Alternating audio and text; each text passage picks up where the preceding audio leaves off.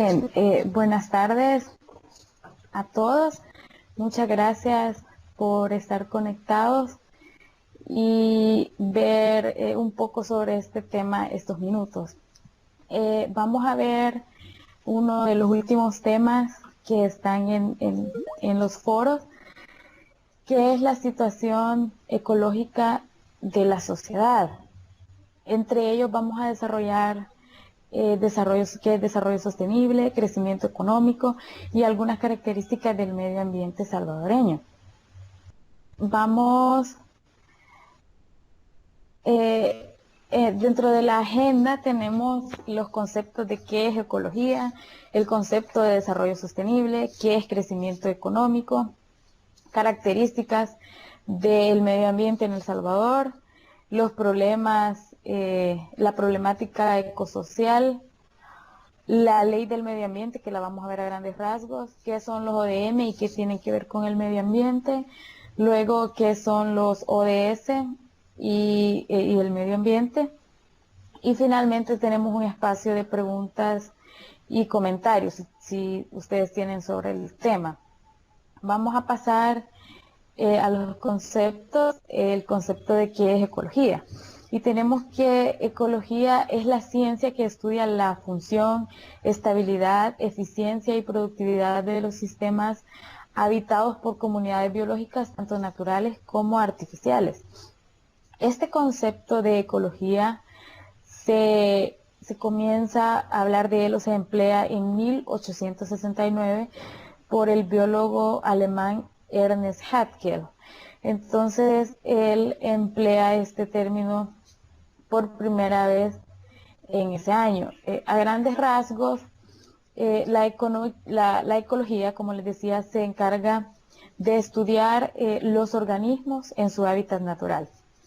En esencia, los ecólogos lo que buscan explicar es los procesos de la vida, las interacciones, las interrelaciones, los comportamientos y la adaptación de los organismos en el hábitat o en el ecosistema.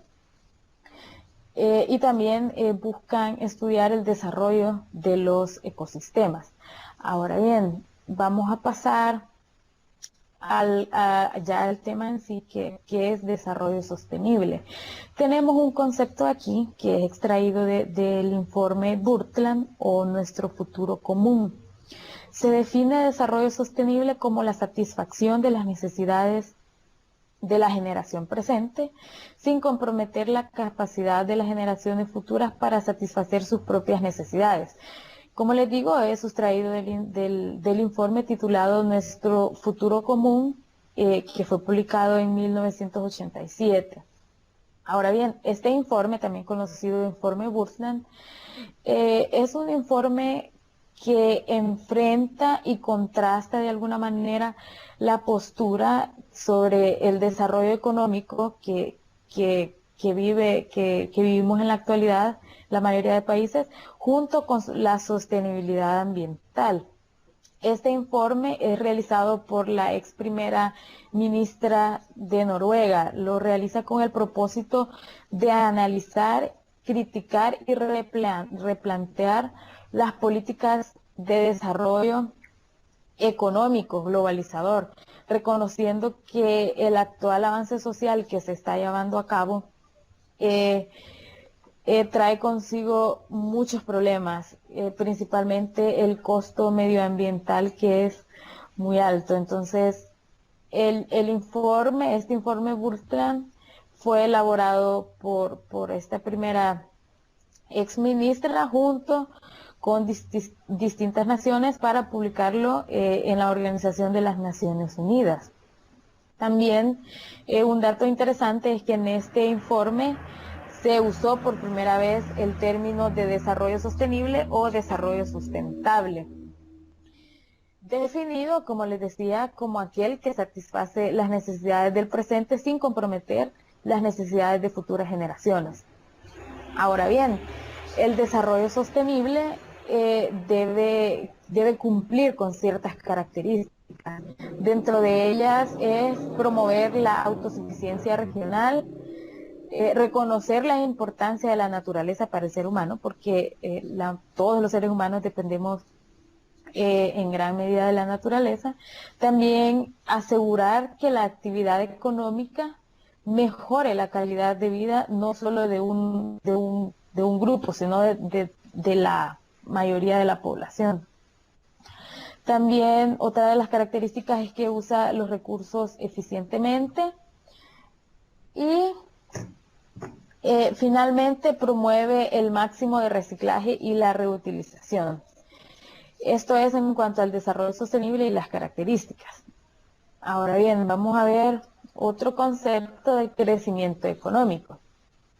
El crecimiento económico se emplea para señalar el aumento progresivo y continuado del Producto Interno Bruto en un periodo determinado, que es normalmente un año que se hace el cálculo, y los cambios tecnológicos, económicos y demográficos que se derivan de él. A grandes rasgos, el crecimiento económico se refiere al incremento de ciertos indicadores en la economía de un país, por ejemplo, el aumento de bienes y servicios, mayor consumo de energía, mayor capacidad de ahorro, mayor capacidad de atraer inversión extranjera, etcétera. Entonces, todas estas características que les acabo de puntear es señal de que en teoría tendría que haber un alza en los estándares de calidad de vida de las personas.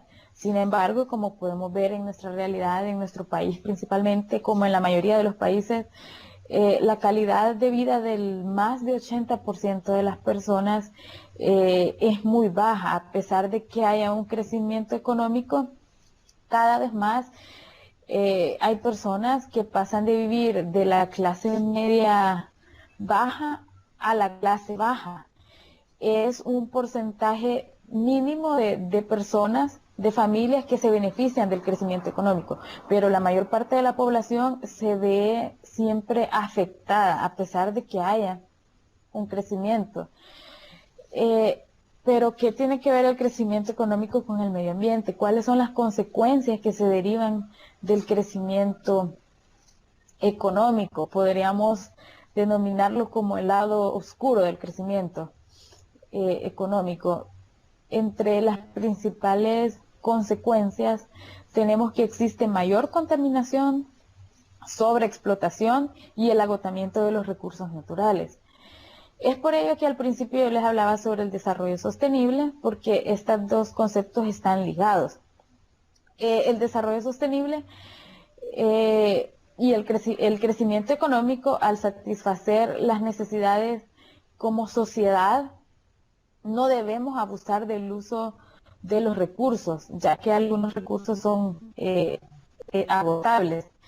Y estamos con el uso inadecuado de estos recursos, estamos comprometiendo a futuras generaciones, heredándoles una sociedad sin recursos naturales, es decir, sin agua o con agua altamente contaminada, con el aire contaminado, sin recursos para que las futuras generaciones puedan vivir en un ambiente sano. Ahora, las causas del agotamiento de los recursos naturales podría decirse de que porque somos una sociedad consumista, vivimos en un modelo de consumo y de producción industrial.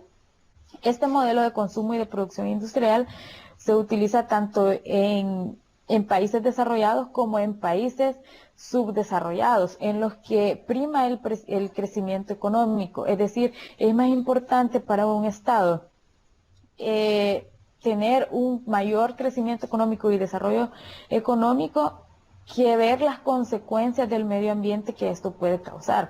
Otro de las causas del agotamiento de los recursos es el incremento de la población mundial durante los últimos años.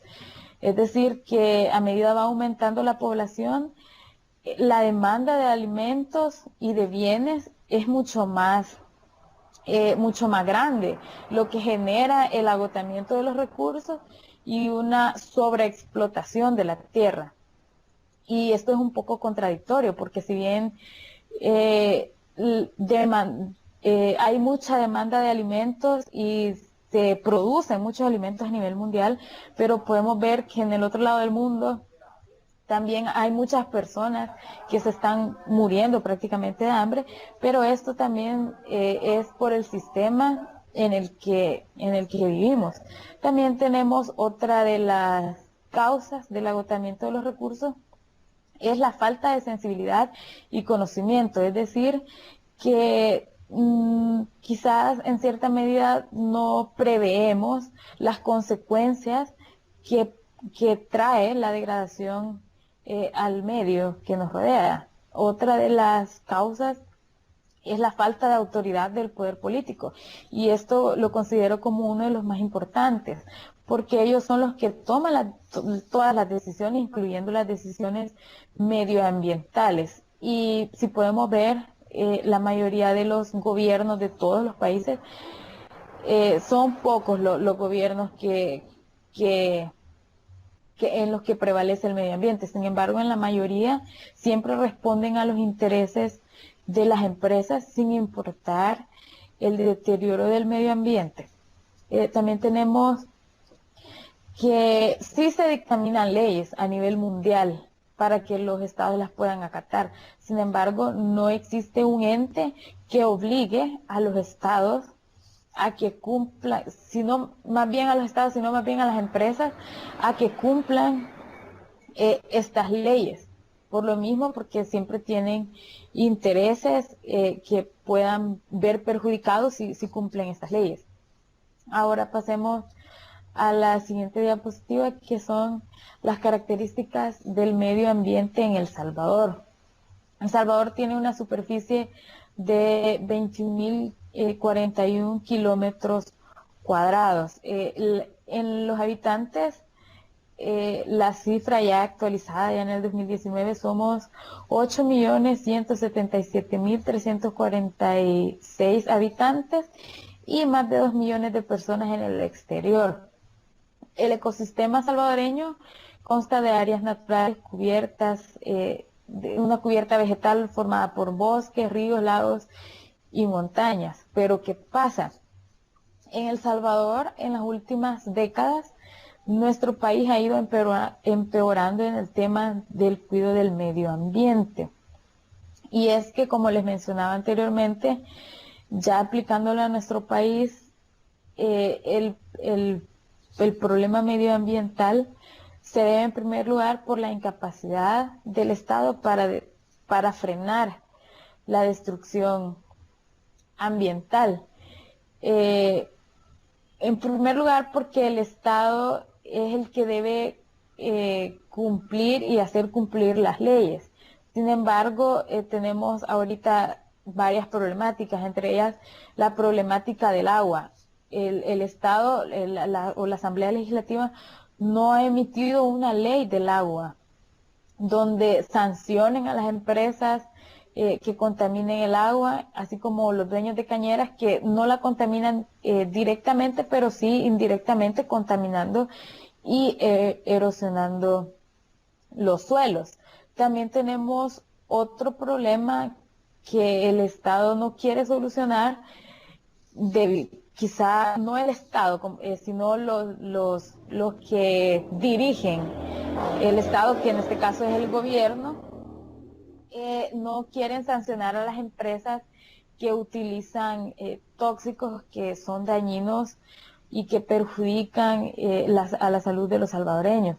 Entonces, los encargados de dictaminar estas leyes vemos que no toman cartas en el asunto, se ven muy desinteresados, probablemente porque estarían salvaguardando los intereses de empresas privadas y probablemente estarían afectando también sus intereses.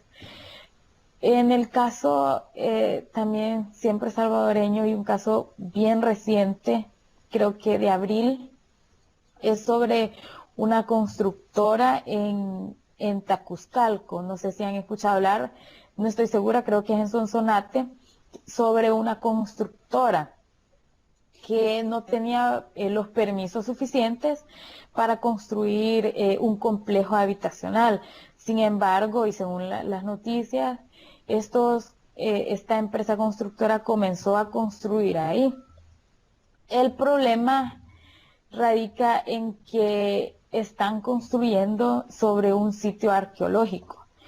No tienen los permisos para construir este complejo habitacional, y abonándole a esto, hay las casas por las que habían pedido permiso que construir, era un número muy bajo. Sin embargo, han construido el triple de casas, lo que genera esto como más contaminación. Porque les digo, porque las tuberías de aguas negras están conectadas al río Ceniza. Entonces, de este río, en las comunidades que están más abajo, o las comunidades que se benefician de este río, se verían afectadas, porque todas las aguas negras que desecharía este complejo habitacional van a ir a dar al río Tacuzcalco. Entonces, si bien el Estado se vio un poco comprometido con esta cuestión, entiendo que la constructora ha seguido los trabajos. Sin embargo, voy a averiguar un poco más y se lo voy a publicar en el foro respecto a este tema. Entonces, en conclusión a esto, el Estado no garantiza que se cumplan las leyes, porque por si vemos, la constructora siguió construyendo en el lugar donde había sido prohibido en un primer lugar. Ahora bien, tenemos factores que inciden en la crisis medioambiental en nuestro país. Lo que ya les estaba mencionando, que un poco falta de compromiso del Estado. También tenemos un alto grado de deforestación, contaminación de los ríos, lagos, océanos, contaminación del aire, con acumulación de basura, uso indebido de materiales plásticos, sobrepoblación y falta de educación. Agrego la falta de educación porque por la falta de educación se derivan otros aspectos, por ejemplo, la sobrepoblación, el uso indebido de materiales plásticos, la acumulación de basura. También agregar que en la cuestión de la contaminación del aire, esta se da por los buses. A los buses se les proporciona cierto incentivo, o como les podría decir, el subsidio al transporte. Sin embargo, podemos ver que hay buses que tienen más de 20 años de estar circulando en la ciudad. Entonces, esto genera contaminación al aire y también el ruido de estos buses. Entonces, creo que también es responsabilidad del Estado obligar a estos empresarios para que puedan cambiar su flota de buses, porque para eso también se les subsidia. También regresando a la falta de educación, algunas veces cuando nosotros vamos caminando por las calles y vemos que pasa un bus, hay gente que tira la basura por las ventanas, y esta basura se va acumulando, y al final, cuando llueve, crea desastres, no naturales, sino desastres ya provocados por nosotros mismos. Ahora bien, pasamos a la siguiente diapositiva, que tenemos la problemática ecosocial. Un estudio elaborado por CESTA sobre la situación problemática en El Salvador plantea las siguientes consideraciones. CESTA es el Centro Salvadoreño de Tecnología Apropiada, que fue fundada en 1980. En el informe ellos detallan 3 puntos importantes sobre la problemática ecológica y social. El primero de ellos es que tenemos un modelo económico, político, financiero, jurídico y administrativo. Este modelo causa fenómenos de pobreza, de violencia, contaminación, destrucción de bosques, y las consecuencias que trae consigo la destrucción de los bosques, del medio ambiente. También tenemos La crisis, ellos consideran otro punto importante, que es la crisis social, que esta ha sido fomentada por la globalización de la economía. Entonces, según este informe, ellos consideran que el desarrollo genera el aumento de la pobreza, como les explicaba anteriormente con lo del crecimiento económico, que crecimiento económico no significa que va a haber un pleno desarrollo de las personas, sino más bien es como algo que vamos en retroceso, sino que aumenta la pobreza, hay mucha falta de vivienda digna, analfabetismo, insalubridad, desintegración familiar. Entonces, todos esos aspectos pueden entrar en la crisis social. Y finalmente ellos explican otro punto sobre esta problemática ecosocial, que es la crisis ecológica, que dentro de ellos tenemos factores como la eliminación de la vegetación, la tala de árboles, tenemos muchos bosques que están a punto de desaparecer, y con ellos también se va la fauna, los animales que habitan en estos bosques que están siendo talados. Luego tenemos que, bien, ellos consideran que estos factores se incrementaron después de la guerra civil, también debido a las prácticas agrícolas inadecuadas. También podríamos mencionar otros factores ecosociales, por ejemplo, el tema del agua, como les mencionaba anteriormente, está creando conflictos, entre ellos la población, el conflicto entre la población y las autoridades. También hay una contradicción entre la escasez y las frecuentes inundaciones. Esto altera los ecosistemas y trae graves problemas y graves consecuencias a la sociedad, como daño a la infraestructura, derrumbes, y a raíz de esto muchas personas pierden la vida. Esto es como una cascada. También tenemos en la siguiente diapositiva la ley del medio ambiente. La vamos a ver así a grandes rasgos. Esta se promulga bajo el decreto legislativo 233, consta de 116 artículos y entra en vigencia el 2 de marzo de 1998. No les voy a explicar toda la ley del medio ambiente, es un poco extensa, pero sí el objetivo principal de esta ley es desarrollar las disposiciones que se plantean en la Constitución de la República sobre el medio ambiente. En el artículo 1 lo detalla, que dice que el objeto de la ley es desarrollar las disposiciones de la Constitución de la República que se refiere a la protección, a la conservación y recuperación del medio ambiente, el uso sostenible de los recursos naturales, que permita mejorar la calidad de vida de las presentes y futuras generaciones. Básicamente de eso se trata la ley del medio ambiente, de desarrollar las disposiciones que se encuentran en la Constitución de la República. Ahora pasamos rápidamente a los ODM y el medio ambiente. Los ODM son los Objetivos de Desarrollo del Milenio y su relación con el medio ambiente.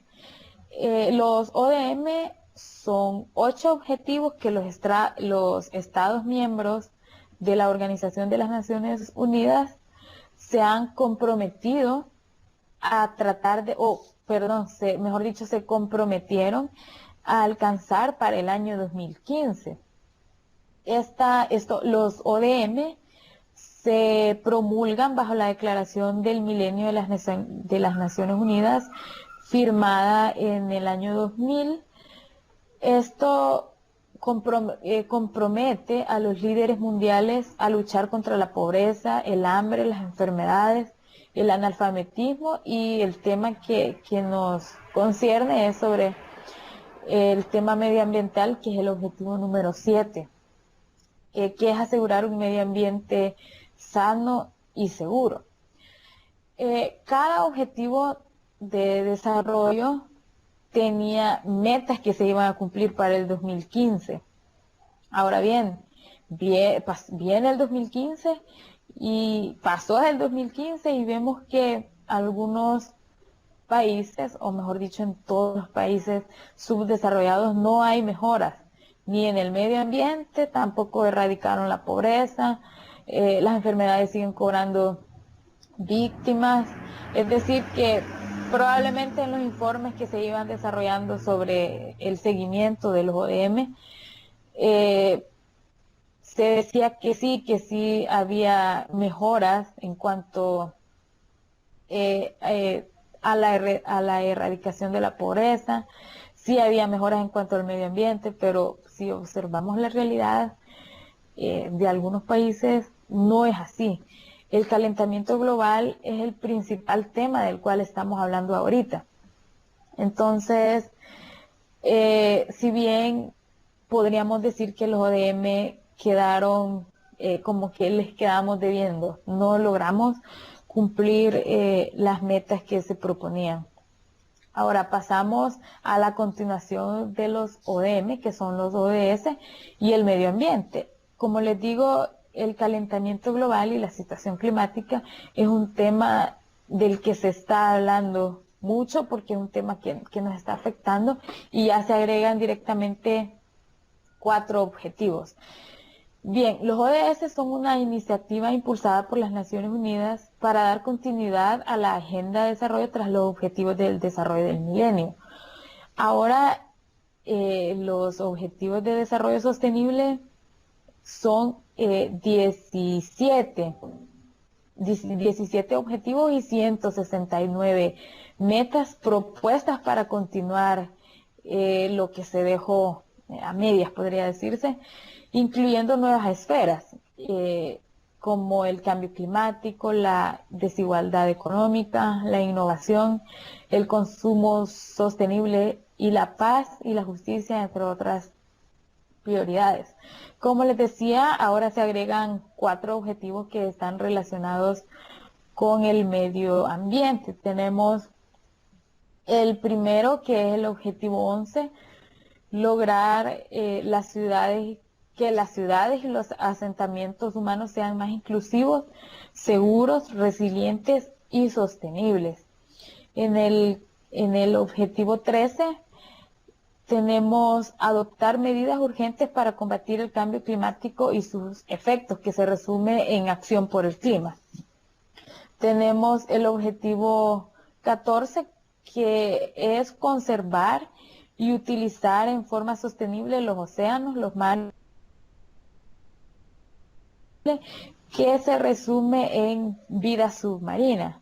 Y el último objetivo relacionado con el medio ambiente es proteger, es el número 15, que dice proteger, restablecer y promover el uso sostenible de los ecosistemas terrestres, gestionar los bosques de forma sostenible, luchar contra la desertificación, detener invertir la degradación de las tierras y poner freno a la pérdida de la diversidad biológica. Ahora bien, ya para finalizar y a manera de conclusión, estos objetivos y estas metas que se trazaron en el 2015 son para cumplirse en el 2030. Y por si vemos, ya estamos finalizando el 2019, vamos a entrar al 2020, ya solo nos quedarían 10 años para cumplir estas metas. Sin embargo, la situación de la pobreza ha empeorado. Las enfermedades, el cambio climático, podemos observar que no ha mejorado nada de esto a pesar que se hagan esfuerzos. Inclusive la cuestión del cambio climático se está agravando cada día más. Por ejemplo, tenemos la quema de bosques hace poco con la cuestión del caso de la Amazonía. Por otro lado, tenemos el derretimiento de los glaciares, donde muchos animales están perdiendo su hábitat y algunos ya se encuentran en peligro de extinción, otros ya se extinguieron. Y también no solo los animales, sino también las personas están perdiendo sus hogares a causa del cambio climático. Entonces, si los ODM no se cumplieron, que eran 8 y eran menos metas, quizá pareciera un poco negativa en este tema, pero al ritmo en que llevamos nuestra vida y estamos comprometiendo el medio ambiente, es difícil que se puedan cumplir estas 169 metas para lograr alcanzar estos 17 objetivos.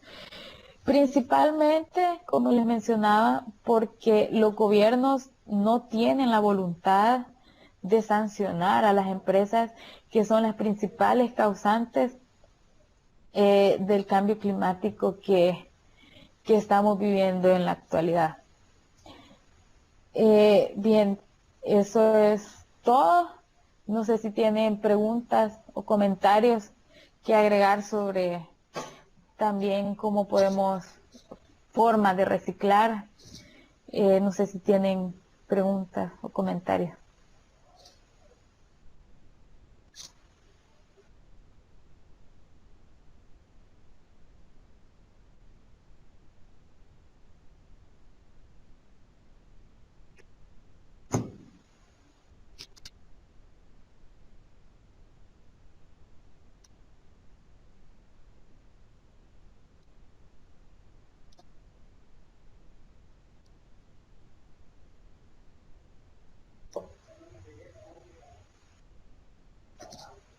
Bien, creo que sí tenemos alguna pregunta. Henry nos está escribiendo un mensaje.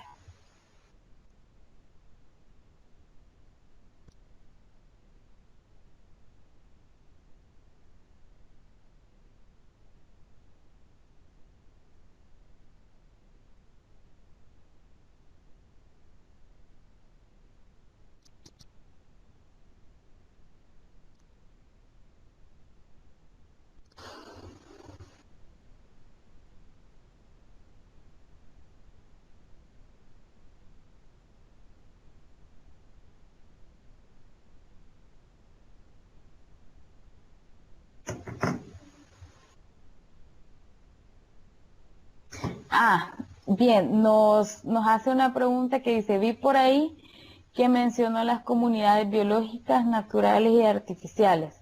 Y nos pregunta cuáles son las artificiales. Muy buena pregunta. Cuando hace referencia a las naturales, bueno, ya sabemos que son los ríos, los bosques, los lagos. Las artificiales son las que son creadas por los seres humanos, es decir, las ciudades, las colonias que son construidas, los edificios. A eso se refiere a las comunidades artificiales, las que son creadas por el ser humano. También recuerdo que entraba en comunidades artificiales los cultivos, a pesar de que son de manera natural, se clasifican como artificiales porque son creadas por el ser humano. No sé si le respondí a su duda.